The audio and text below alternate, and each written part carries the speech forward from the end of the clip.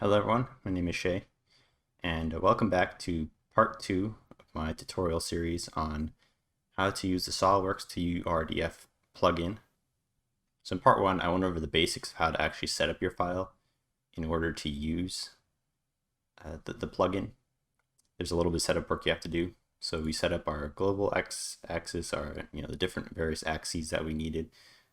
As you can see, I didn't do it for my whole model here. I just kind of left it at, I just showed you a couple examples. That should be enough to get you up and running. So in this tutorial, I'll show you how to actually use that plugin. Okay, so switching over from my previous robot model that I was doing just to work through the tutorial on how to set everything up. Here's the full robot model with all the collision files in place and all of the proper axes in place and all of the coordinate systems for every link.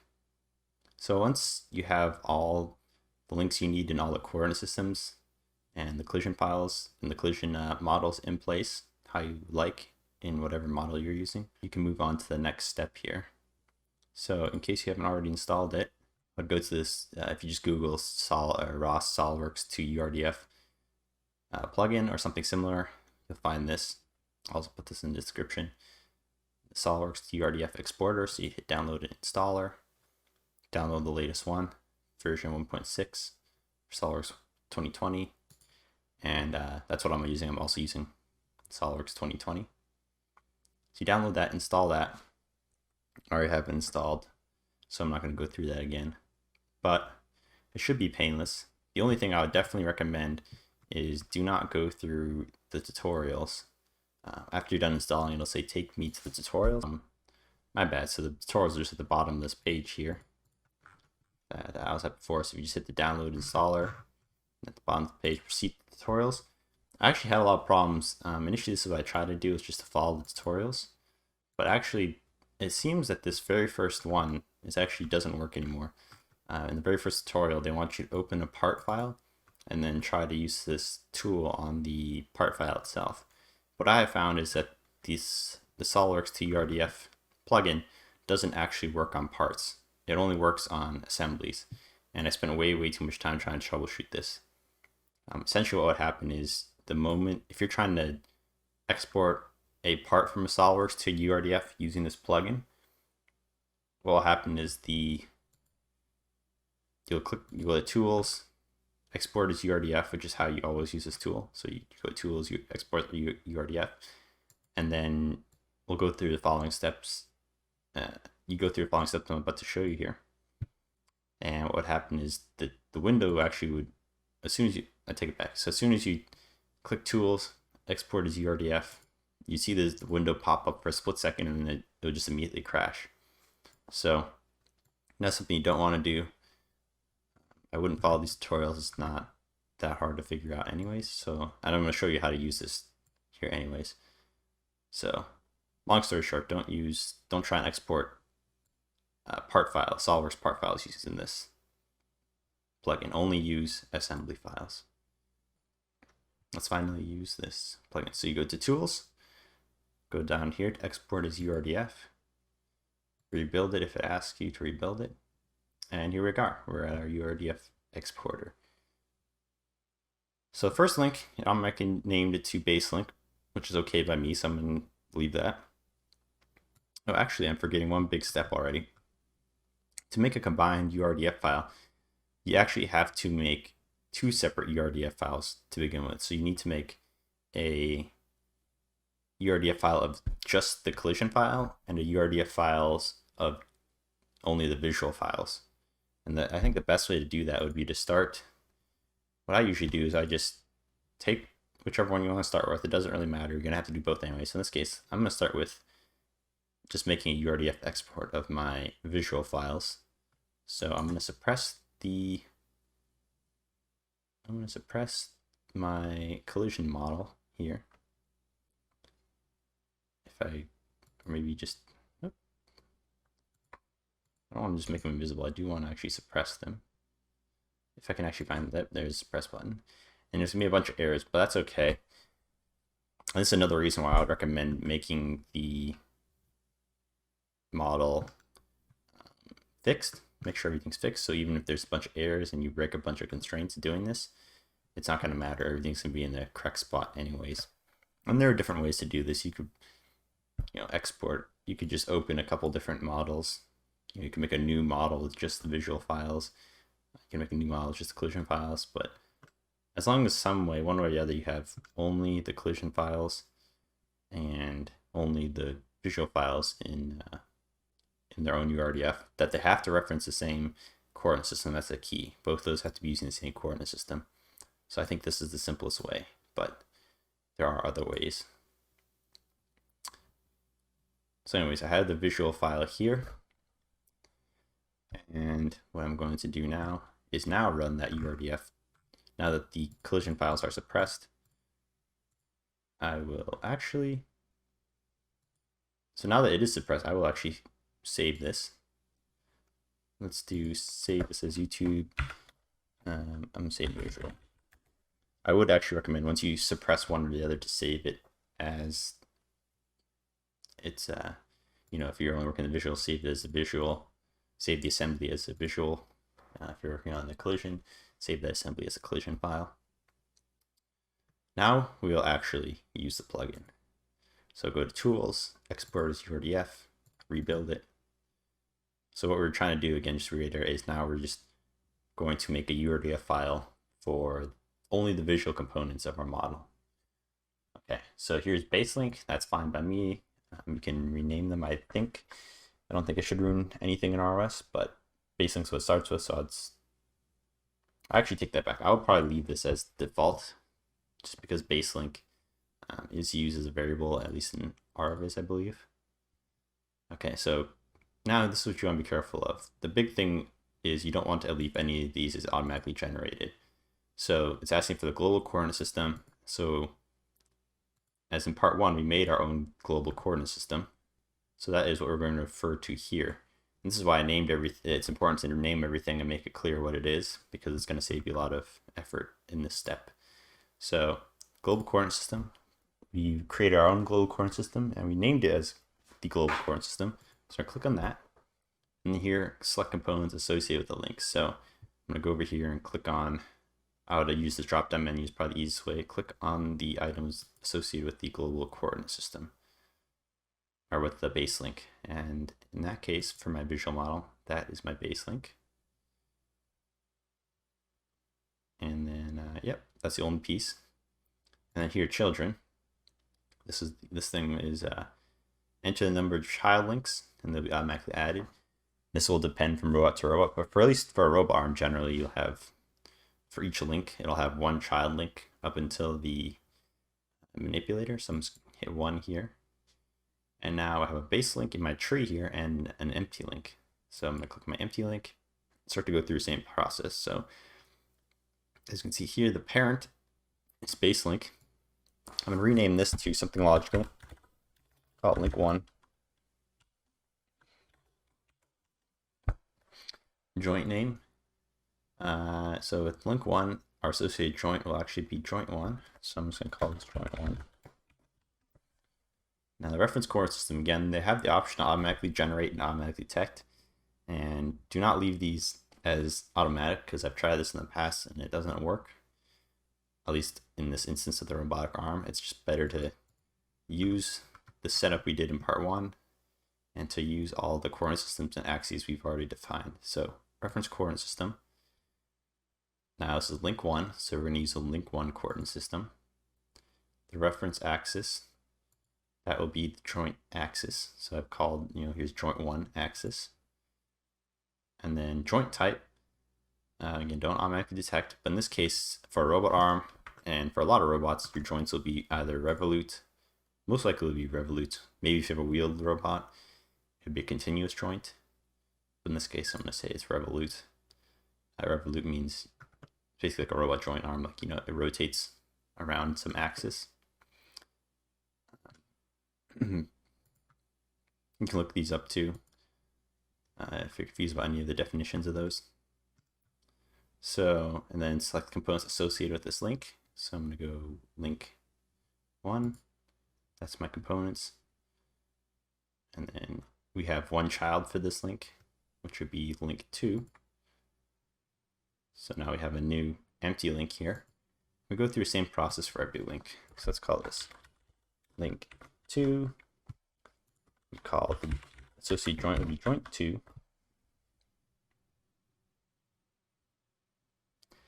And then reference coordinate system will be for the link 2 will be the link 2 coordinate system. The axis will be the joint 2 axis. Joint type will be revolute. And then we'll click the associated part here. And then I'll hit one child for this link. And we go all the way down through the robot here using the same process. Okay, so for the sake of time, I went through the same process and repeated the steps I just showed you for every link. So now I have a tree from base link to link 5. The only thing I'm not too sure about is this revolute part for link 5. This part could rotate forever. So I think you could technically go with a continuous joint. But when I went through this process, I did revolute. And then I just, as I'll show you in the next step, I made the limits of this guy very, very big. But anyways, once we are done with this, we go to preview and export. And here you'll see the first window pop up. So there'll be a list of the joints again, and it's going to say configure joint properties. So this is where we customize the joint properties. And if you click on each one, you can see that pretty much a lot of the information is in there. But what we do need to add is the limits right here for each of the joints. So each of these, with the asterisks are required fields, so it fills in most of this stuff for you. And you shouldn't have to worry about it if you set up your axes and your coordinate systems correctly. But we do need to add in these limits here. And what these define is how far you want your joints to be able, each joint to be able to go. Again, this is up to you based on your robot. So I'm going to cheat and look at I do have the, in this case for the Dorna 2, actually you can find the joint limits. It's like their website. On their website.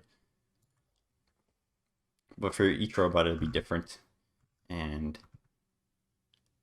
let's see, so here you can see axis 1, you can see the maximum in the upper effort. Effort is actually just their way of saying torque. So it's a weird word, but really all it means is torque. You see the unit is Newton meters. And I looked up before I did this video, so apparently that's just a generic term. Effort, it's a generic term that they did to use the same wording for both prismatic and revolute joints. Prismatic joints being joints that move forward and backwards and don't rotate. So really this is just torque, so if there's nothing specified, you could just do some large number here.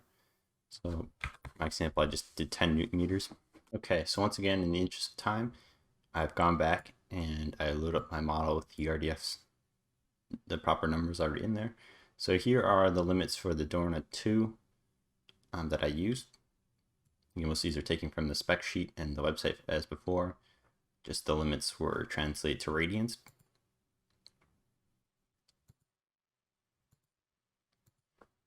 So now once you have all those numbers in there, all the limits, and everything looks okay, hit next. And now we're presented with the configure link properties window. So now this one, you pretty much don't have to change anything unless you really want to. But as you can see, this window includes the inertial properties for each link. And there is color if you want to mess with that, I guess. I've never done that. But yeah, so I didn't bother to set my materials properly because in this case, the model came with like stepper motors and stuff. So I didn't think the model would be too accurate regardless. But if you want to, if you change the materials within SolidWorks, you'd actually get a more realistic, some inertial properties. That's okay. So clicking through all this, it all looks okay to me. I would just recommend leaving this on course. And then once this looks all okay, which for the most part it should, you go over here and you can export URDF only, but I would do this option, export URDF and meshes. Okay, Shay from the future here. I was working my way through doing the third part of this tutorial when I realized I'd made a mistake here. So I've come back to correct that. So after you've got everything set up here, how you want, and everything looks good, click on Export URDF and Meshes. Now, one thing we're going to be doing later on is actually combining, as I mentioned, we're going to combine a visual and collisional URDF file together. And the way we're going to do that, essentially, the convention I'm going to use is everything in the visual folder, the visual URDF folder that we're going to make here when I hit save, and you'll see it in a second here. It'll create a bunch of folders and files within that folder. And the convention I'm using is this folder will become the combined folder. We're going to basically do the same process with the combined URDF files in a second, but really the only thing we want from the combined URDF folder is the meshes that it outputs. So what we're going to do here is rename this to something that makes a little more sense, that reflects the fact that this will be our combined folder, instead of renaming it to just visual and collision, which I was doing previously. So previously I had this as visual, and I had another one that was collision. And the reason you don't want to do that is down the road, that's gonna, I mean, you could do it, there's no reason why you couldn't, for example, just have this set as visual, but I found it often gets confusing, and it can cause problems, as it did in my case when I start renaming things, as you'll see in part 3. So what I would do is rename this folder to something that, either something simple or something that reflects the fact that it's going to be combined. So you could do, say, you know, add a combined term at the end, or combine, you know, add the word combined at the end. Or what I'm just going to do is I'll just leave mine as Dorm2 simulation YouTube to indicate that obviously this is for a YouTube tutorial, but I would not actually put visual or combined at the end as I was doing initially. So anyways, I'm going to leave this as YouTube. You can name whatever you want. For example, if you're doing the same tutorial following along, I would just leave this as Dorm2 simulation. That would make no sense. Or maybe just Dorm2. Regardless. So let's do that. Let's hit save. Save to my desktop. Okay. So we'll give that a few seconds. Yep, here's our folder. So as you can see here, we've got a config, and what this is just the standard ROS package. We got our CMake lists, we got our export, we got our package, and then we have our config, launch, meshes, textures, and URDF file. So within URDF, we have our actual URDF file here, as you can see. And then textures, we have nothing. Meshes, we have our actual meshes. This is our STL files that the exporter will export. Launch, we have a couple of launch files. And config, we have a config file. So now we have to do the same thing for the collisional files. So to go through the whole same process. So this time I would go File, Save As, and then make this one called Collisional.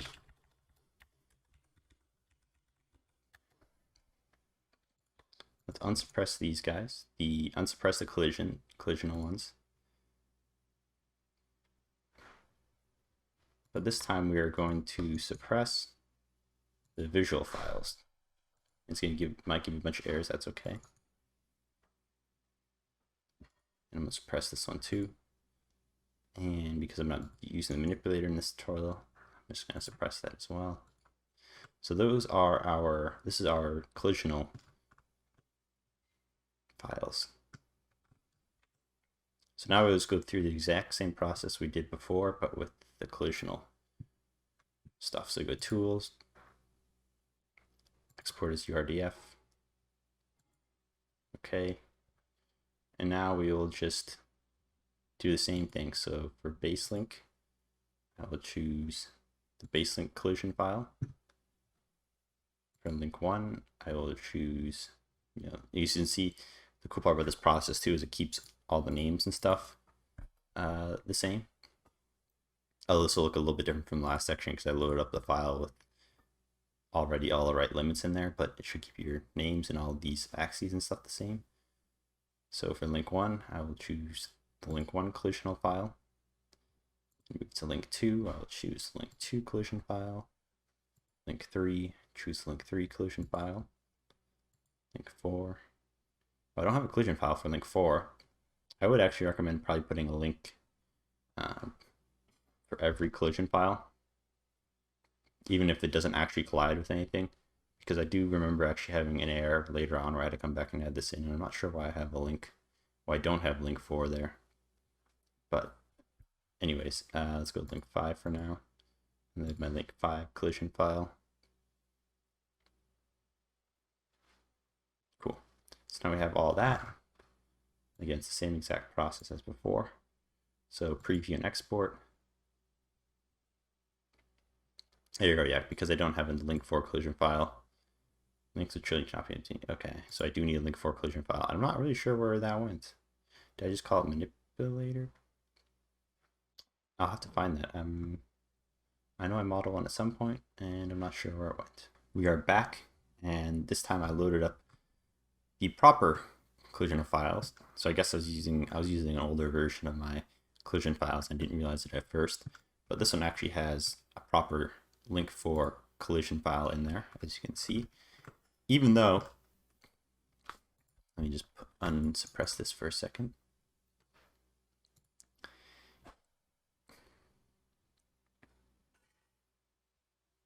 Even though link 4, which is this rotating bit right here, but never actually in itself collide with anything, you still need a collision file on all your links.